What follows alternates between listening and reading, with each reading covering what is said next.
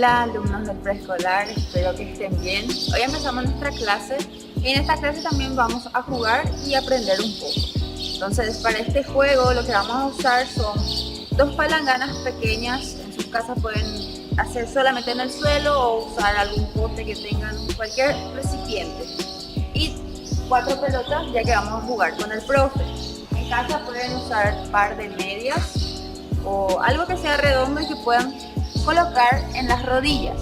Entonces el juego consiste en colocar las pelotas en la rodilla y venir corriendo o caminando y colocar sin que caiga al suelo, o en el caso que haga en el suelo debe caer en un lugar como lo hace el profe. Sí, entonces en este caso vamos a competir.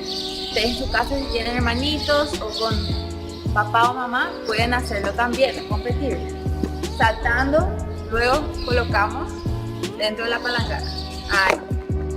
No vamos a utilizar las manos, sino que debemos encontrar un movimiento que podemos colocar dentro. Entonces vamos a competir con el profe.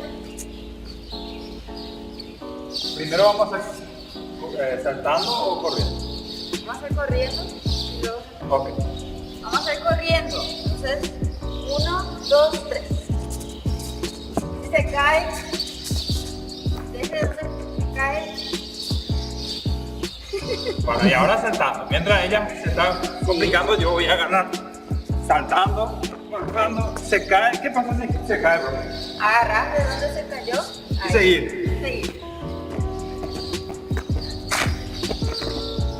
Bien. Bien. Aunque igual. Gané, ¿verdad?